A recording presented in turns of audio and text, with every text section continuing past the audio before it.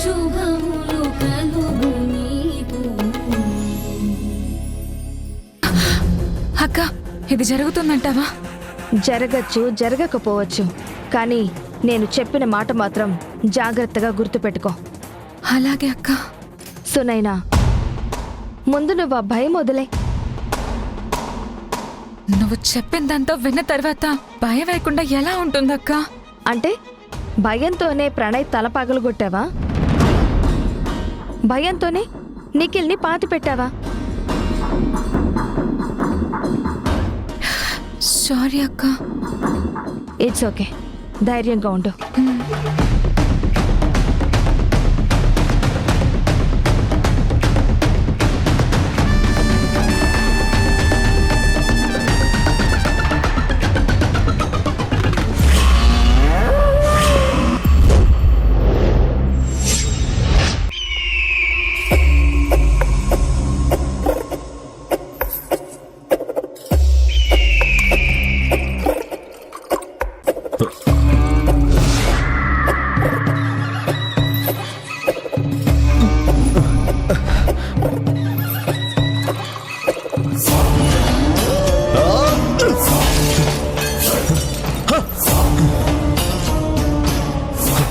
తాగడానికి మందు లేదు, చేతిలో డబ్బు లేదు, నేను అనుకున్నది జరగలేదు, నా చేతికి నువ్వు అందట్లేదు.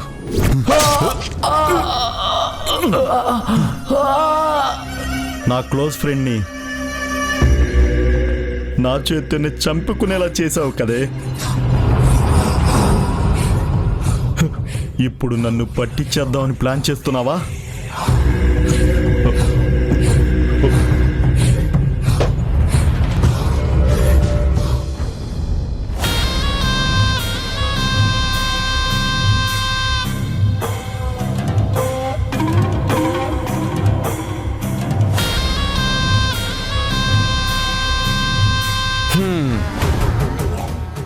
ఏం చేసేనా ఆ కృష్ణమ్మని దెబ్బ కొట్టాలరా. అబ్బా, తాజాగా జరిగిన ఎంగేజ్మెంట్ గురించి ఆలోచించకుండా నీ మాజీ భార్య గురించి ఆలోచిస్తావేంటి నాన్న?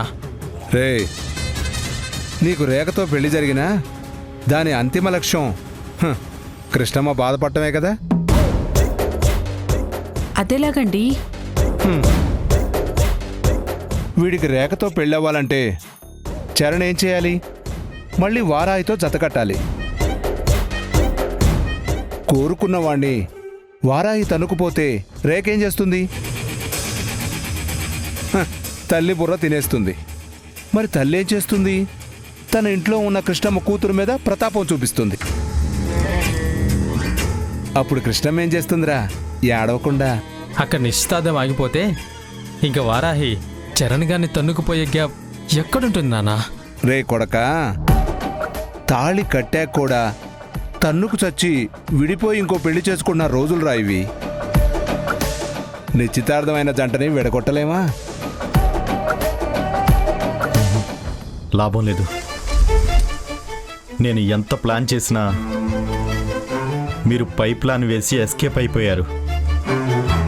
ఇక ఊరుకోను. నా చేతుల్లో ఏమీ లేదని మీరు అనుకుంటున్నారేమో. సునైనా, నా చేతిలో నీ జీవితమే ఉంది. దాన్ని నాశనం చేస్తాను, నాశనం చేస్తాను.